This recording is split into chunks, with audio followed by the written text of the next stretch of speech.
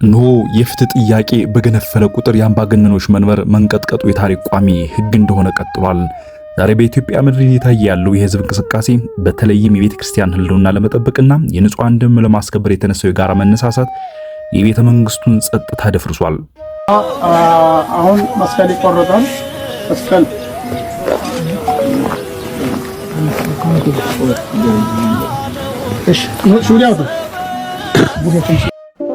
ካህኑን አርደው አቃጥለውታል። እጅ አይቼዋለሁ፣ የተቃጠለበትን ቦታ ደሙ የፈሰሰበትን ደርቆ አይቼዋለሁ። ቤተ ክርስቲያኑን ጋዝ አረብርበው አቃጥለውታል። የኦርቶዶክሳውያንን ደም ማፍሰስ አንድ ምርቃት ሲመረቅ ይሄ የሚቆረጣል አይደለም፣ ሪፋ መቁረጥ ማለት ነው። መንግስት ወለድ የሆነው ከዚህ ሁሉ ልቂት ጀርባ ማን አለም? በማን ሐሳብና በማን መሪነት እየተተገበረ ይገኛል? ከጠላት ከካፊር ጋር ፊት ለፊት ተገናኝቶ በሰይፍ አንገት ለአንገት መቀላላት ነው። በተራረን ወለም ዘለም የለም። ቁሙ ታዛዦች ሆናችሁ የኦርቶዶክሳውያን ደም ለነሱ ሪቫል መቁረጥ ነው። እያንዳንዷ የምትደረግ ድርጊት የምትደመደመው በኦርቶዶክሳውያን ደም። ኢትዮጵያ ውስጥ ሰሞኑን እየሆነ ያለው ነገር ከፖለቲካ ትንታኔ በላይ ነው። በቤተ መንግስት ውስጥ ጸጥታ ጠፍቷል። ምክንያቱም የህዝቡ የፍትህ ጥያቄ እንደ ማዕበል እየገሰገሰ ነው። የጳጳሳቱን ባ ያላበሰም፣ የተማሪዎችን የተቃውሞ ድምጽ ችላ ያለም፣ ንጹሃንን በግፍ የገበረ መንግስት ዛሬ በራሱ ጥላ እየደነገጠ ነው። ጥያቄው ግን ይሄ ነው። የሁሉ ልቂት መቼ ያበቃል? የቤተ መንግስቱ መረበሽ ወዴት እያመራ ነው? ዛሬ እውነትን ከምስጢር ጋር እንገልጣለን። በመላው ዓለም የምትገኙ ውድ አድማጭና ተከታታዮችም አብራችሁኝ ቆዩ። ይህንን ግፍ ለዓለም በማሰራጨት ላይክ፣ ሼር እና ሰብስክራይብ እያደረጋችሁ ቤተሰባዊ ኃላፊነታችሁን ተወጡ። መቅረጽ እየከለከሉ ነው።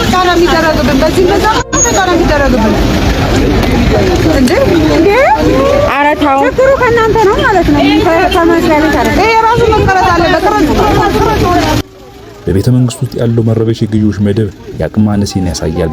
ልቂቱና የኑሮ ውድነቱ ለህዝቡ እያስተማረ ያለው አንድ ትልቁ ነገር አለ። አገዛዙ ለራሱ ሁሉና እንጂ ለዜጎች ደህንነት አይጨነቅም። አሁን ላይ የቤተ መንግስት ሰዎች እየሸሹ ያሉት ከህዝቡ ጥያቄ ሳይሆን ለፍትህ ከሚቀርበው የህሊና ፍርድም ጭምር ነው። አክራሪነት እንደ መሳሪያ መጠቀማቸው መጨረሻ ላይ አገዛዙ ራሱን የሚበላ እሳት ይሆንበታል። ልቂቱ የሚያበቀው በመንግስት በጎ ፍቃድ ሳይሆን በህዝቡ የተቀናጀ ትግል እንደሆነ እያየን ነው። የንጹሃን ደምና የፍትህ ጮቱ ዛሬም እየጮኸ ነው። ታሪክ እንደሚያስተምረን ማንኛውም ስርዓት ንጹሃንን በረሃብና በጦርነት ከቀጣ መጨረሻው የህዝብ ተቃውሞ እንደሆነ ይታመናል። መጽሐፍ ቅዱስ ስለ ግፈኞች መጨረሻ በግልጽ ሲነግረን እንዲህ ይላል። ሄሮድስ በቤተ ክርስቲያን ላይ እጁን በዘረጋ ጊዜ በእግዚአብሔር መላእክት እንደተመታ እናነባለን። የዛሬዎቹ ግፈኞች ንጹሃንን በግፍ የገደሉ፣ የተፈናቃዮችን ባችን ላይ ያሉ፣ አክራሪነትን ለፖለቲካ ትርፍ የደገፉ ሁሉ መጨረሻቸው እንደ ታሪኩ አምባገነኖች መሆኑ አይቀሬ ነው። የሰውን ልጅ ደም ያፈሰሰም የፈጣሪ ቤተ ክርስቲያንን ለማፍረስ ይሄድም በእግዚአብሔር ፍርድ ፊት ቆሞ አይተርፍምና እንሆ ዘመንና ጊዜ እየመጣ ይመስላል። ባለፉት 8 ዓመታት ኢትዮጵያ በታሪኳ አይታው የማታውቅ የፖለቲካ ማኪያቬሊዝም እያየች ነው። የኔን ችግር የማውቀው እኔ ነኝ። በአሁኑ ጊዜ በሀገራችን በኢትዮጵያ እየተካሄደ ያለው አረመኔነት፣ የአረማዊነት ስራ እንዲቆም ብዙ ጊዜ ሞክሬ አልተሳካም። ይህ ከፋፍለ ግዛ የተሰኘው የጥንታዊ አምባገነኖች መርህ ምናልባት ዛሬም ካልተገነዘባችሁ እያንዳንዳችን በየቤታችን የሚመጣም እጅግ አስጨናቂ የአምባገነኖች መዳፍ ነው። ዛሬ በቤተ ክርስቲያናችን ላይ ባለፉት ዓመታት እየደረሰ ያለው መከራና ግፍ ዓለም ላይ ታይቶና ተሰምቶ በማይታወቅ ሁኔታና መንግስት ተኮር ጥቃት በቤተ ክርስቲያን ላይ ሲደርስ ቆይቷል። ዛሬ ቤተ ክርስቲያናችንን ለማፍረስ በሲኖዶስ ላይ በተደረገው መከፋፈል ጭምር የቤተ ክርስቲያን ጠልነቱን መንግስት በግልጽ አሳይቷል። አላህ አክበር እያሉን ያረዱት አይናችን እያየን የታረደው አስቻለው። እኛ የሰው ገንዘብ ሰርቀን አይደለም፣ በማንነታችን ስልጣንን ለማጽናት ሲባል ሃይማኖትን እንደ መሳሪያ መጠቀም፣ የጳጳሳትን እንባ እንደ ድክመት መቁጠር የአገዛዙን ስነ ምግባር አልባነት የሚያሳይ እጅግ ክፉና አረመኔያዊ የፈርዖናዊዝም አስተሳሰብ እንደሆነም ሁላችንም ልናውቅ ይገባናል። መንግስት ግና ስርዓትን አስከባሪ ከመሆን ይልቅ ራሱ ለጥፋት አጀንዳዎች ሽፋን ሲሰጥ እየተመለከትን እንገኛለን። የህዝብ መተማመን ሙሉ በሙሉ አሳጥቶናል። ነው በኢትዮጵያ ምድር ያልደረሰ ምን አለና ሚሊዮን ኦርቶዶክሳውያን ክርስቲያኖች በሰሜኑ ጦርነት ምክንያት አልቀዋል። በርካታ ሺህ ቤተክርስቲያንና አድባራት ተቃጥለዋል። በርካታ ሺህ የሆኑ መዛግብቶቻችን ተዘርፈው ተሽጠዋል። በመላው ዓለም የምትገኙ ውድ አድማጭ ተከታታዮች ቤተክርስቲያናችን ለዘመናት የኖረችው በፍቅርና በትዕግስት እንደሆነ እናምናለን። አይተንማል፣ ታሪክ ማንበበናል። ነገር ግን አክራሪነት በቤተክርስቲያን ቅጥር ግቢ ውስጥ ሰርጎ እየገባ በአደባባይ እየተዘመረ የቤተክርስቲያን ህልውና ሲፈታተን ዝምታ አማራጭ ሊሆን አይችልም። አንዳንዳችን ክርስቲያኖች እርስ በርስ መደጋገፍ ካልቻልን አብረን መቆምና እጅግ ፈታኝ የሆነውን ዘመን አብረን በመተባበር ማሳለፍ ካልቻልን ወልደድ በሆነው የፖለቲካ አክራሪነትና የሃይማኖት አክራሪነት መበላታችን አይቀርም።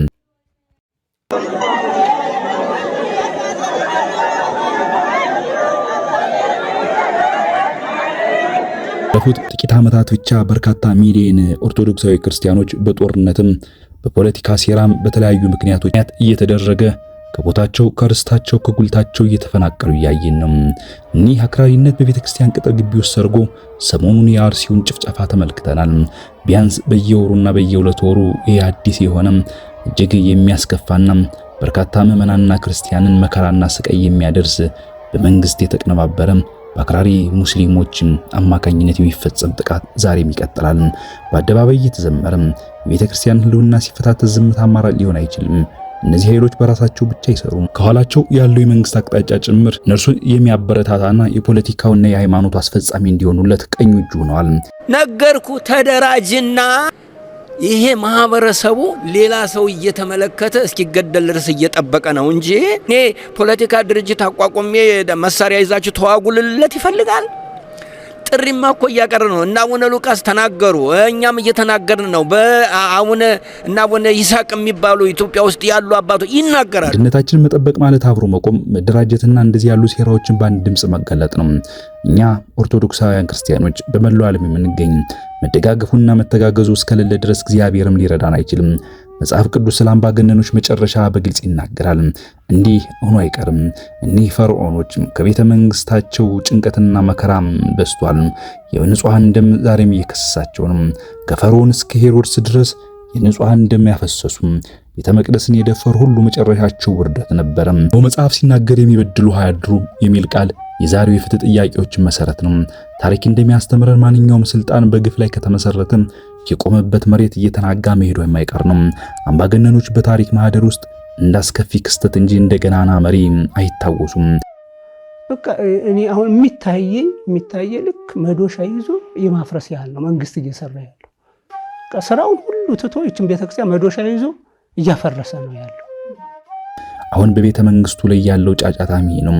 የህዝቡ ትግል፣ የህዝቡ በቃኝነት፣ የኑሮ ውድነቱ፣ የማህበራዊ ህይወታችን ትስስር መላላቱ፣ ሃይማኖታዊና እሴቶቻችን ሁሉ በዚህ በአምባገነኑ መንግስት መፍረሱ ሁሉንም ሰው ያስቆጣም፣ በአንድ ያስነሳና በመላው ኢትዮጵያ ያሉትን ክርስቲያኖች ያስቆጣ በመሆኑ መንግስትን እስከ ማስጋት ድረስ የደረሰ እንቅስቃሴ እየተደረገ ይገኛል። ኖ የእያንዳንዳችን ዝምታና ጸጥታ ዋጋ አስከፍሎናል። ለረጅም ዓመታት ሲንከባለል የቆየው የጭቆና በትር ዝም በማለታችን መከራውና ስቃዩ በዝቷል። ዛሬ የህዝብ ትዕግስት ገደብ አሳልፏል። የጳጳሳቱ እንባም፣ የተማሪዎች የሰልፍ ጩኸትና የረሃብተኛው ወገን ሮሮ አንድ ላይ ተደምረው ታላቅ የፍትህ ማዕበል ፈጥረዋል። ጸሎታችን ወደ አርያም እየተሰማም ይመስላል። ይህ እንቅስቃሴ የፖለቲካ ፓርቲ አጀንዳ አይደለም። ይልቁንም የህሊና ቁስል የወለደው ማንም ሊያቆሙ የማይችል የጋራ ነው።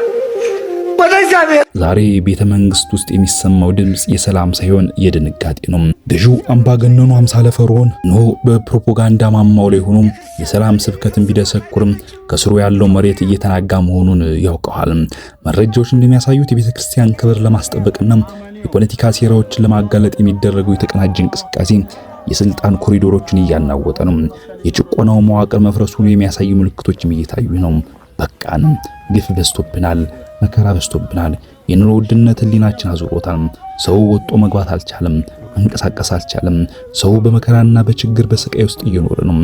ባለፉት ጥቂት ዓመታት የተፈጸሙት እያንዳንዱ ግፎችና ኢትዮጵያ አይታው የማታውቀው መከራ መጽሐፍ ቅዱስ በነቢያት የነገረን የትንቢት መፈጸሚያ ዘመናት ይመስላሉ። ኖ የኢትዮጵያ ድንኳኖች ሲጨነቁ አየሁ፣ የምድያም መጋረጃዎችም ተንቀጠቀጡ። ሆኑ በየአደባባዩ የተጣሉት የኢትዮጵያ ድንኳኖች የድሆች የተፈናቃዮችና የእንባ አባቶች መኖሪያዎች ታላቅ ጭንቀት ውስጥ ነበሩ። ሰማዩ በጭጋግ ተጋርዷል። የፍትህ ፀሐይ ተደብቃለች። የዳንኤል ራእይ እንደምናስታውሰው ከአራቱ አውሬዎች መካከል ታላቅ ግፍ የሚፈጽመው የአውሬው መንግስት እንደነበረም ዛሬም የኢትዮጵያ ምድር ይህንን ግፈኛ አውሬ በታሪክ አይኗ እያየችው ትገኛለች። ድንኳኖቹ ተንቀጠቀጡ፣ የሚዲያ መጋረጃዎች ተከፈሉ ያለው ትንቢት ደረሰም። እነሆ ድንኳኖች ተንቀጠቀጡ። ንጹሃን በየቀኑ ሲሰዉ የቤተ መንግስቱ ግንቦች በኩራት ተገንብተዋል። ውስጣቸው የሚካሄደው ሴራ ግን የህዝቡን ደም ይማግ ነበረም። በቤተ መንግስቱ ግድግዳ ውስጥ እንደ ዳንኤል ዘመን መሪዎች የጨለማ ኃይል አገልጋዮች የራሳቸውን መውደቅ አያውቁም ነበረም። ነገር ግን በግድግዳው ላይ ማኔ ማኔ ቴቄል ፋሬስ ኖ ማኔ ማኔ ማኔ ቴቄል ፋሬስ የሚለው የማይታይ ጽሑፍ ተጽፏል። ግፈኞች የቤተ ክርስቲያን ህልውና ለመዳድ ሲሞክሩ የራሳቸውን መቃብር እየቆፈሩ እንደሆነ አልተረዱም። የጳጳሳቱ እንባም እንደ እሳት ይቃጠላል። የተማሪዎች የሰልፍ ጩኸት እንደ ነጎድጓድ ቤተ መንግስት ግቢ ውስጥ ያስተጋባል። እነሆም በረሃብ ምክንያት ወዳቸው የተጣበቁት፣ አይኖቻቸው ከእንባ ብዛት የደረቁት፣ እምነታቸው የከዳቸው ምስጉናን እንባ ዛሬም ድረስ እንደ ራሔል ይጮሃል። እነሆ ግን ተስፋ አለን። የኢትዮጵያ ድንኳኖች በራሳቸው የፍትህ ኃይል ይነሳሉ። ዳንኤል ያየው ያ የትንቢት ድንጋይ ያለ ሰው እጅ ከደብር እንደተቆረጠም የኢትዮጵያ አንድነትና የህዝብ ቢተኝነት የዚያን የግፍ ግድግዳ መምታቱ የማይቀር ነው። ትንቢተ ሶፎንያስ ሲነግረን እንዲለናል፣ እግዚአብሔር የጭቋኞችን ቀንበር ሰብሮ የኢትዮጵያን ድንኳኖች እንደገና በሰላም በከተማው አደባባይ እንዲተክሉ እንደሚያደርግ ያስነብበናል። የኢትዮጵያ ድንኳኖች አሁንም ዝም አላሉም። የፍትህ መዝሙርን ይዘምራሉ እንጂ ይህ ለኢትዮጵያ ድንኳኖች የተነገረ የድል ትንቢት ነው። የፍጻሜው ዘመን የፍትህ የሰላምና የጽድቅ መመለሻ ይሆናል። ኖ ውድ አድማጭና ተከታታዮች እንደ ታሪክ ሰሪ ወይም እንደ ኢትዮጵያ ተስፋ ሰናቂ ሆነን በቁጭትና በተስፋ ስሜት አብረን እንድንቆም እለምናችኋለሁ። ወገኖቻችሁን ደግፉ፣ አብራችሁ ቁሙ። ካልሆነ ተላልፋችሁ ለምኞትና ለሐሳቦቻችሁ የምትሰጡበት ዘመን ሩቅ አይሆንም። እግዚአብሔር መልካምነቱንና ጸጋውን የሚልክልን በአንድነትና በመልካምነት ለተገፋው ድምጽ ስንሆን የወደቀውን ለማንሳት እጆቻችን ስንልክ ነውና እግዚአብሔር የምሕረት እጁን በኢትዮጵያ ላይ በቅርብ ያመጣል ብለን እናምናለን።